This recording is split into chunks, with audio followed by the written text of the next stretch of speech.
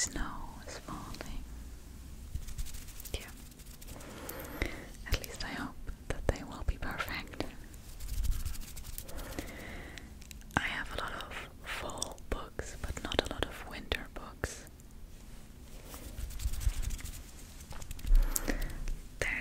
There's a lot of fantasy involved and also some romance. And the first is this.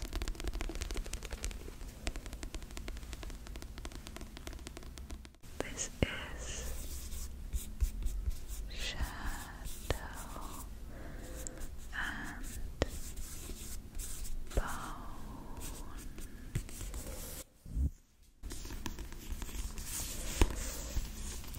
by Lee Verdugo.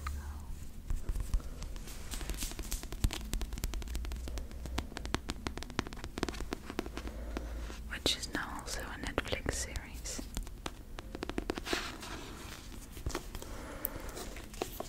And I picked this book as a representative for the trilogy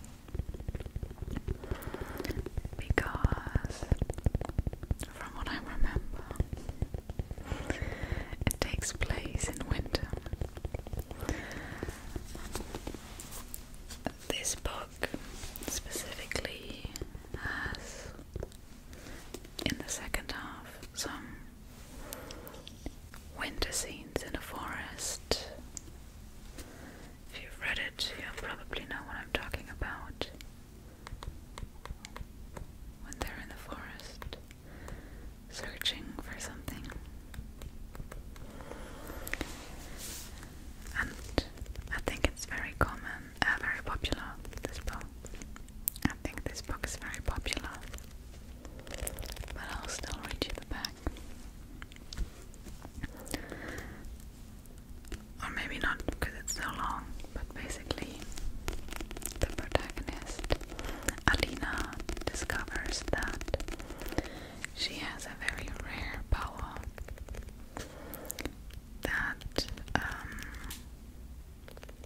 could be the best thing that's happened to her country, because there is this swath of darkness running through it like a canyon, but a canyon of darkness. And she has like light powers, so the opposite of that darkness. And it says, Alina falls under the spell of the notorious leader, the Darkling. He believes Alina can summon a force capable of destroying the Shadowfold and reuniting their war-ravaged country, but only if she can master her untamed gift. Yeah. There's some romance involved in the trilogy, and the fantasy elements are just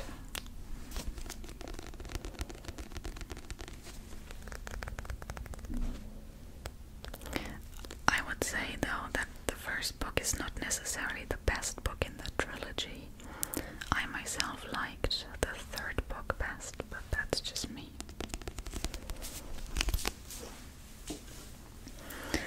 Okay, then we have a book that I haven't read in ages, but I saw it on my shelf and I couldn't ignore it.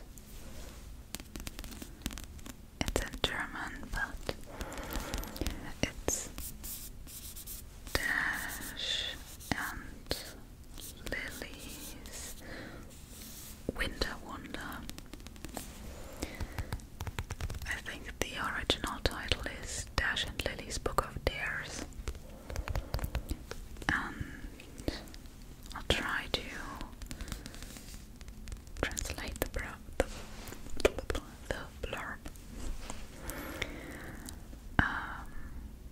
Shortly before Christmas, Dash finds a red notebook in a bookshop in which a girl named Lily dares him to, or dares the finder of the notebook to play a mysterious game with her.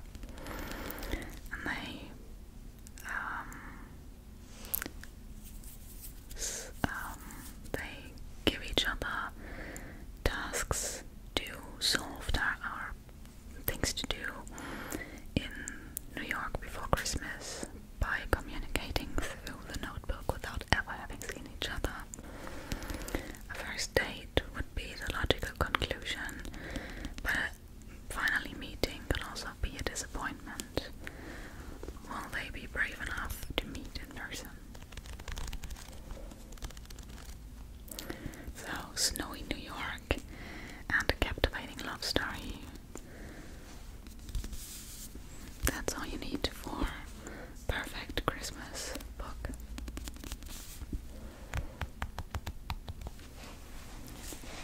So this is by Rachel Cohn and David Levitan, by the way. Levitan. And from what I remember, it was a really cutesy, lovey-dovey story. Also, the German cover is atrocious. Like, what is that?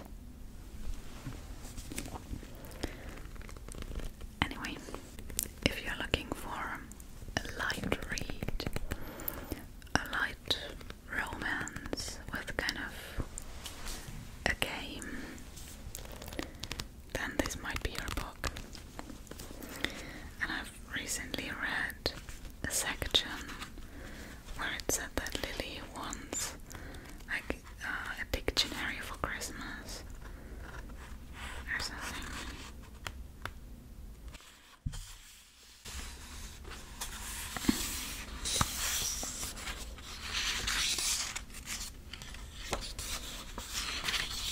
Here.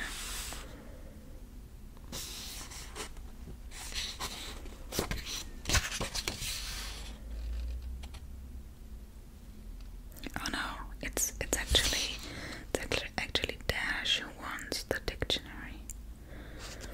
As I've said, it's been years since I last read this book, but maybe I'll reread it this winter.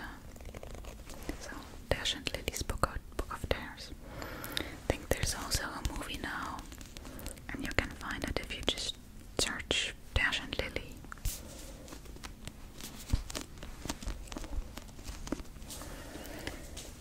Speaking of romance, there's actually one book that I want to recommend to you. That's a little bit of an advertisement for myself. I think I've talked about it last year or something. But excuse the phone. I don't know if you know, but I've actually written a book.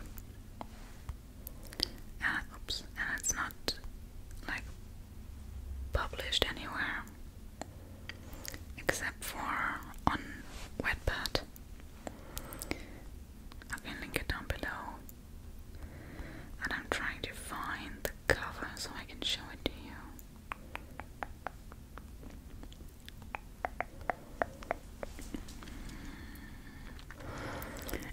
It's also romance. It's Girl X Girl. And it's about Ellie and Quinn. Those are the names of the protagonists. And that's also the title. So it's a bit small, but there we are.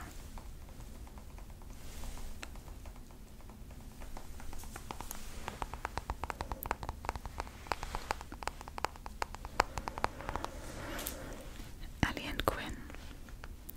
After dropping out of college, Ellie is forced to join her parents on a 3-month stay to Canada. Not being used to the cold weather,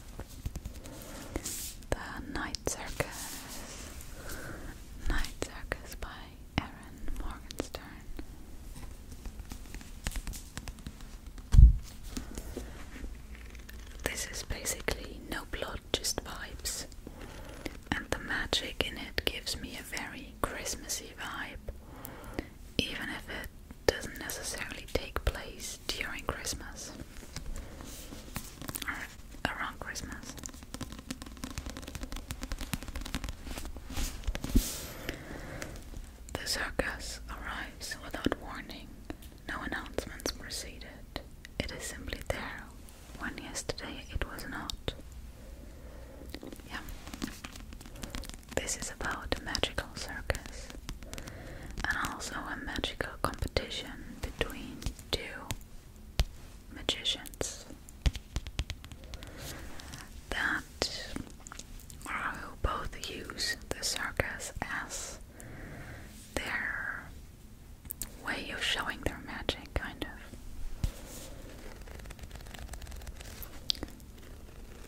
I am a person, I rely a lot on plot, so I wasn't expecting to love this,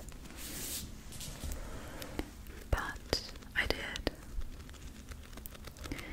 It just feels magical, and it feels like you get pulled into the circus, pulled into the circus, pulled into the book, the circus, and you want to visit it as well.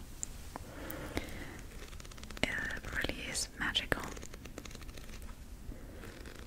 But my mom, who is even worse than me when it comes to books, didn't like it at all, because she said that she found it lacking of plot.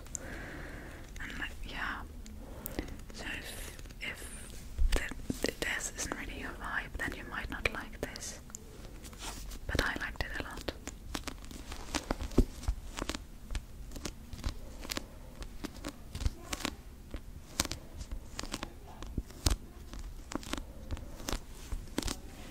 Now the next book doesn't actually give me winter vibes, but the second part does.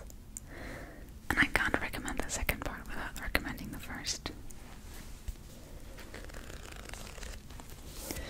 So here we have Sorcery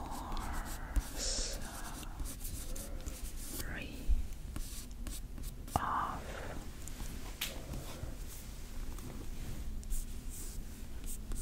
Thorns by Margaret Rogerson.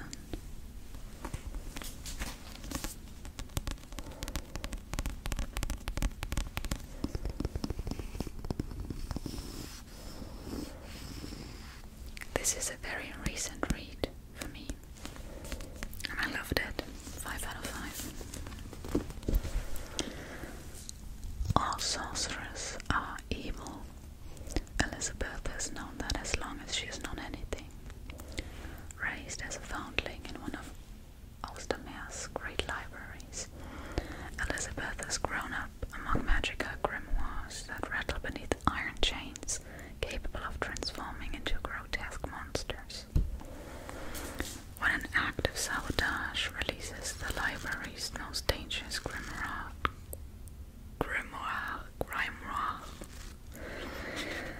Elizabeth is accused of treason, with no one to turn to but her sworn enemy, the sorcerer Nathaniel Thorn, and his mysterious servant. She finds herself entangled in a centuries-old conspiracy. Not only could the great libraries go up in flames, but the world along with them.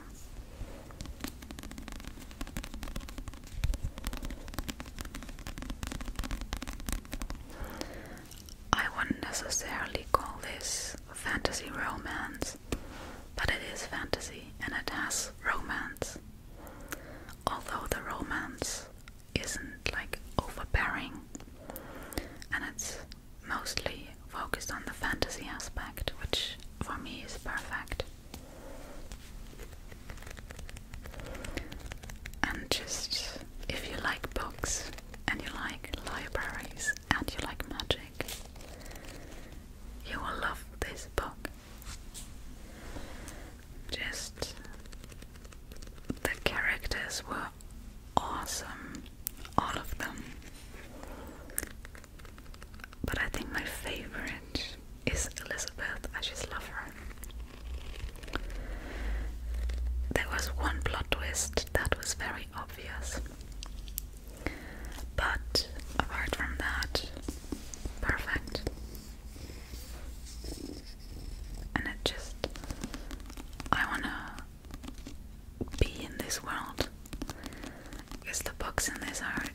are so amazing. They're actually alive. And I feel like I'm saying a lot of words without actually making sense to you. But that's okay.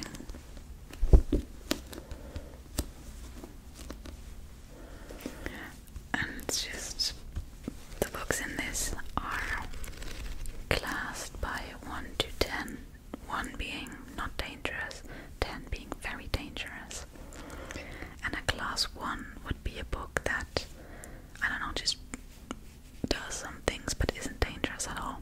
And I want a class 1 book as a pet, please. Because there's one book that Elizabeth has that like opens specific pages for her to read, and when she loses it briefly and then finds it again, it like jumps into her hands because the book is happy to see her again. And can I have a book that does that, please? But then of course you have books that actually unalive people.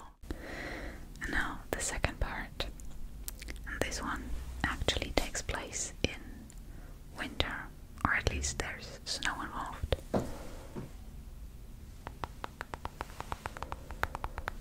And this is Mysteries of Thorn, Manor. This is a companion novella. It's very short, so I've read it in an hour, but it's so good. And my favorite detail, it's not really a detail, but my favorite thing about it is that towards the end of the first book, one of the characters, I won't say who, one of the characters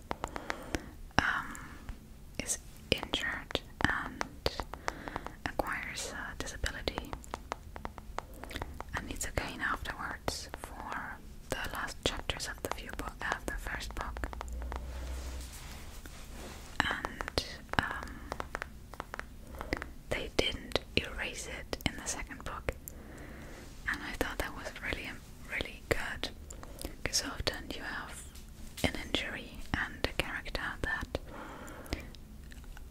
has long-lasting damage from that injury, and then in the next book it just magically disappeared. And I love that they didn't do it, or that Margaret Rogerson didn't do it, and kept the disability. Yeah.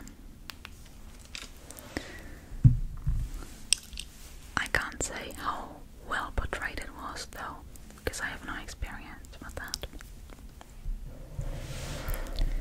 Okay, and last but not least, a book I have not actually read, but it gives me major winter vibes. I've shown this to you so many times, and I have never read it. This is The Book That Wouldn't Burn, and I have no idea what it's about.